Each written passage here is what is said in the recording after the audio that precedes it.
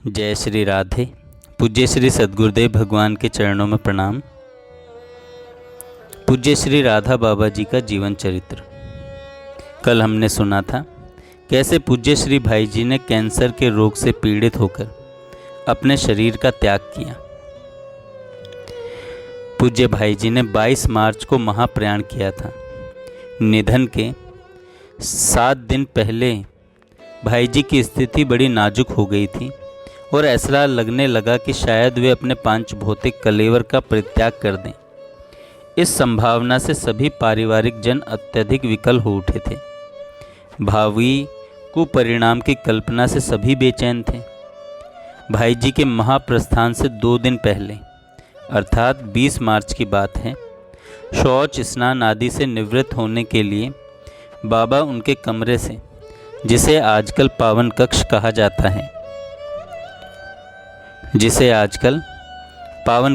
जाता है, उस कमरे से बाहर निकले। भवन की सीढ़ियों से उतरकर बाबा अपनी कुटिया की ओर चले जा रहे थे। अपनी कुटिया के बाड़े का दरवाज़ा खोलकर जब बाबा ने कुटिया में प्रवेश किया तो उन्हें भाई जी का अत्यंत मीठा स्वर सुनाई दिया। भाई जी ने कहा, अब मेरे जाने का समय हो गया है। यह सुनकर बाबा ने कहा, आपको जिसमें अधिक से अधिक सुख हो आप वही करें। आपके सुख में ही मुझे सुख है। भाई जी ने 20 मार्च के प्रातःकाल अपने जाने का संकेत बाबा को दे दिया था और अपने जाने के लिए अनुमति भी ले ली थी। 22 मार्च की प्रातःकाल की बात है। बाबा ने मन ही मन उनसे कहा, देखिए मैं परिक्रमा करने जा रहा हूँ। यदि आपको यही अभीष्ट हो कि मेरी अनुपस्थिति में आप जाएं तो चले जाइएगा। यह कहकर बाबा जल्दी से कुटिया पर आए और शौच से निवृत्त हुए। फिर बिना स्नान किए ही बाबा तुरंत श्री गिरिराज जी की परिक्रमा करने लगे। जल्दी परिक्रमा पूरी करके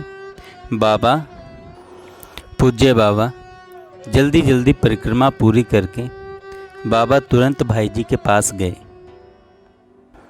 उनका कमरा बंद था। अंदर परिवार के लोग बैठे थे। बाबा ने दरवाजे पर बड़ी हल्की थाप दी पर दरवाज़ा नहीं खुला। तब बाबा ने फिर उनसे मन ही मन कहा, देखिए मैं अपनी कुटिया पर स्नान करने जा रहा हूँ। यदि आपको मेरी अनुपस्थिति में जाना अभीष्ट हो तो आपकी जैसी इच्छा। इतना कहकर पूज्य बाबा अपनी कुटिया पर आए। जल्दी से स्नान करके तुरंत भाई जी के कमरे में गए। बाबा भाई जी के सिराहने बैठ गए। बैठने के 5-6 मिनट बाद ही उनको रक्त वमन हुआ। फिर चेहरे की आकृति और श्वास की गति ऐसी लगने लगी मानो वे अब जाने वाले हैं। बाबा तुरंत उठ खड़े हुए और बोले, जल्दी से नीचे उतारो। बिस्तर का छोर पकड़कर बिस्तर सहित बाबूजी को उठाया गया और उन्हें नीचे उतार लिया गया। उतारते ही 7:55 पर उन्होंने प्रस्थान कर दिया। हजारों की संख्या में जनसमूह गीता वाटिका में एकत्रित थे। सबके नेत्र बरस रहे थे। स्नान आदि विविध कृत्यों की संपन्नता के उपरांत पार्थिव देह को अर्थी पर विराजित किया गया और अंत्येष्टि क्रिया गीता वाटिका के गिरिराज परिसर में पूर्ण हुई। गीता वाटिका में समाधि। एक बार बाबा से बड़ी ही भाव भरी रसमयी चर्चा चल रही थी। चर्चा करते करते और अपने भावों को सुनाते सुनाते बाबा बहुत अधिक भाव विवल हो रहे थे। गीता वाटिका में जहाँ समाधि है वहीं भाई जी का अंतिम अग्नि संस्कार हुआ था। गीता वाटिका में चिता निर्माण की कथा भाव राज्य की एक रसमयी और रहस्यमयी गाथा है। 11 मई 1939 को बाबा ने भाई जी के साथ नित्य रहने का संकल्प लिया था। तो उसी संकल्प का यह भी एक उपसंकल्प था कि यदि बाबा के पहले उनका शरीर चला गया तो जहाँ उनकी चिता सजेगी वहीं बाबा रहेंगे। यदि गोरखपुर में राप्ती नदी के किनारे राजघाट पर चिता सजती तो बाबा वहीं रहते। पर श्रद्धालुओं को यह स्वीकार ही नहीं था कि श्रद्धेय बाबा उस मरघट के वीराने में भीषण प्रतिकूल परिस्थितियों से संघर्ष करते हुए अपने शेष जीवन को व्यतीत करें। फिर प्रश्न हुआ, क्या किया जाए? लोगों ने सुझाव दिया कि श्री कृष्ण निकेतन में रहने की सुविधा है, अतः श्री कृष्ण निकेतन में चिता सजाई जाए। यह बात ठीक थी, पर श्री कृष्ण निकेतन तो था बाई श्री सावित्रीबाई फोगला का, जो है बाबूजी की सुपुत्री। बेटी की जमीन पर पिता का शवदाह नहीं हो सकता। इस बाधा का निवारण करने के लिए यह सोचा गया कि बाई अपना श्री कृष्ण निकेतन श्री राधा माधव संस्थान को दान कर दें और फिर श्री कृष्ण निकेतन की भूमि पर अग्नि संस्कार करने में कोई आपत्ति नहीं रहेगी। बाई एवं जीजाजी दोनों तत्काल दान करने के लिए प्रस्तुत हो गए। उसी क्षण चाचा जी श्री जयदयाल जी डालमिया के मन में एक विचार अचानक कौंध गया कि यदि चिता राजघाट के मरघट पर न होकर श्री कृष्ण निकेतन में सजाई जा सकती है, तो फिर उसका सजाना गीता वाटिका में ही क्यों न हो। उनके मन में उभरा हुआ यह विचार क्रमशः प्रबल होता चला गया। उन्होंने अपना विचार बाबा के सामने रखकर पूछा, यहाँ गीता वाटिका में चिता सजाने में आपको कोई आपत्ति है क्या? बाबा ने कहा, गीता वाटिका गीता प्रेस की है, इस संबंध में मैं अपना कोई अभिमत नहीं दे सकता। श्री डालमिया जी ने गीता प्रेस के ट्रस्टियों से बात की। वे लोग वहां गीता वाटिका में उपस्थित थे। उनकी सहमति मिलते ही फिर सरकार से भी आज्ञा प्राप्त करने के लिए प्रयास होने लगा। सरकार से भी आज्ञा मिल गई। फिर प्रश्न उठा कि चिता गीता वाटिका में कहाँ सजाई जाए। कोई कहीं और कहीं नहीं बता कोई कहीं और कोई कहीं बता रहा था। अंत में तय हुआ कि चिता बाबा की कुटिया के द्वार पर ही सजाई जाए, और वैसा ही हुआ। बहुत लोगों के मध्य बहुत अधिक चिंतन मंथन होने के उपरांत यही तथ्य उभरकर इतिहास का एक प्रसंग बन गया कि बाबूजी का अंतिम संस्कार गीता वाटिका में बाबा की कुटिया के सामने हुआ। कुटिया के द्वार पर जो चिता सजाई गई, इसे देखकर बाबा के आश्चर्य की सीमा नहीं थी। इसके बारे में बाबा ने भाव भरे उद्गार व्यक्त करते हुए कहा था, श्री पोद्दार महाराज की चिता सजी गीता वाटिका में मेरी कुटिया के एकदम सामने, एकदम समीप और गिरिराज परिसर में। जगत इसे एकमात्र संयोग कह सकता है, पर जगत के लोग जान नहीं सकते और जानकर भी विश्वास नहीं कर सकते कि भाव राज्य की भावमयी प्रक्रियाएं कैसी अनोखी होती हैं और उन प्रक्रियाओं का प्रतिफलन कैसा अद्भुत होता है। गीता वाटिका में चिता का सजना भाव राज्य की अति सुगुप्त एवं अति समर्थ प्रक्रियाओं का एक अति सबल प्रमाण है और आस्थावान के लिए एक अति अद्भुत उदाहरण है। यह रहस्यमयी प्रक्रिया जगत के लोगों के लिए अगम्य ही रहेगी। श्री पोद्दार महाराज का संपूर्ण जीवन तत्सुखी भाव का मूर्तिमान स्वरूप था। वे कहा करते थे, एक तुम्हारे मन की ही हो, बस स्वार्थ यही परमार्थ यही। श्री पोद्दार महाराज ने महाप्रस्थान के उपरांत मन ही मन यह सोचा और यही कहा कि बाबा, क्यों आप मेरे लिए कष्ट उठाएं और क्यों आप राजघाट के मरघट पर जाएं। आपको कहीं जाने की ज़रूरत नहीं है, मैं ही आपके पास आ जाता हूँ।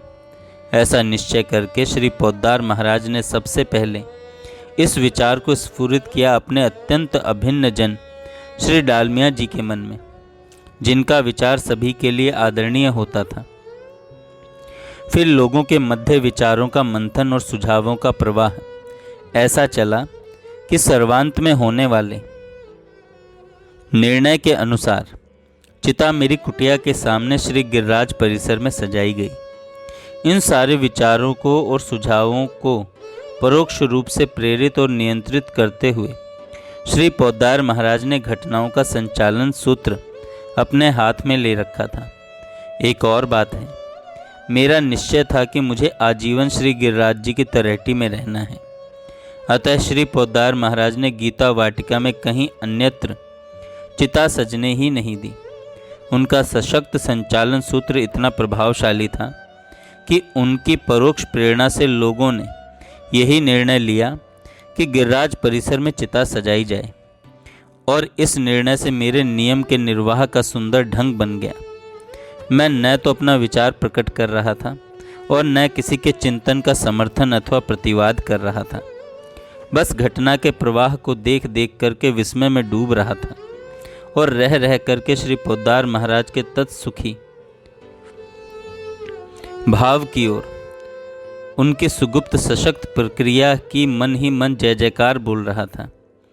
इसी प्रसंग को देखने का एक पक्ष और है।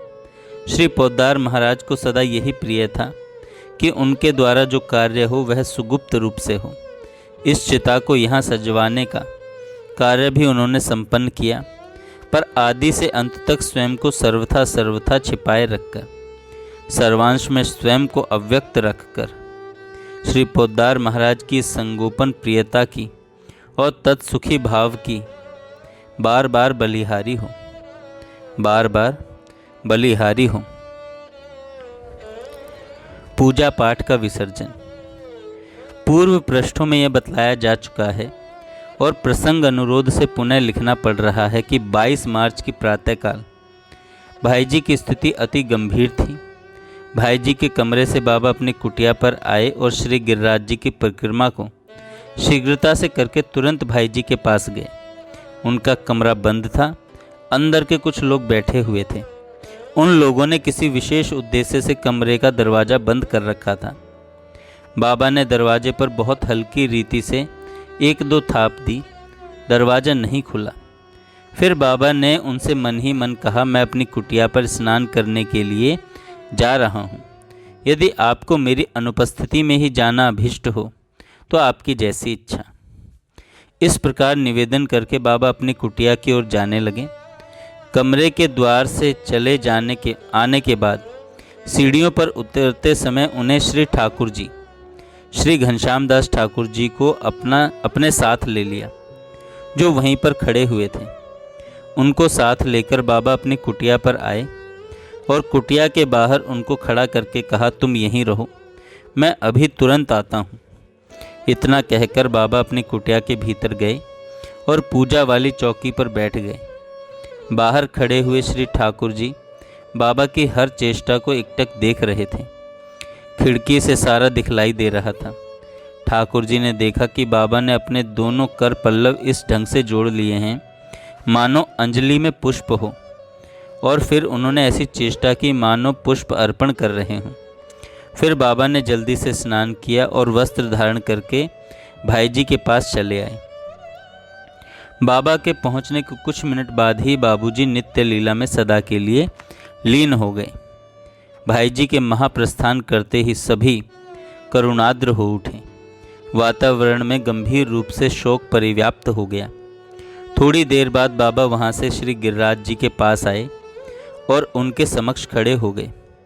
बाबा पुनः कर पल्लव को जोड़कर ऐसा करने लगे मानो श्री गिरिराज भगवान के श्री चरणों में पुष्प अर्पण कर रहे हों। अपनी कुटिया में और फिर श्री गिरिराज भगवान के श्री चरणों में बाबा ने जो पुष्पांजलि समर्पित की, उस समय तो कोई आभास भी नहीं लगा पाया कि उनके द्वारा क्या हो रहा है, पर बाद में ज्ञात हुआ कि इस प्रक्रिया के द्वारा उन्होंने अपनी संपूर्ण पूजा और सभी पाठ का विसर्जन कर दिया। छलछलाए हुए नेत्रों से बाबा कहा करते थे, अब मैं पूर्णतः खाली हो गया हूँ। श्री पोद्दार महाराज के जाते ही मेरे पास एकमात्र रिक्तता ही रह गई है। उन दिनों ऐसा कई बार देखने में आया कि नेत्रों की सजलता से भीगे हुए शब्दों में ये भावोद्गार जब जब बाबा के श्रीमुख से सुनने को मिलते थे, तब तब उनका अंतर आकुलता का आगार बन जाया करता था। जय श्री राधे। जय श्री राधे। पूज्य श्री सद्गुरु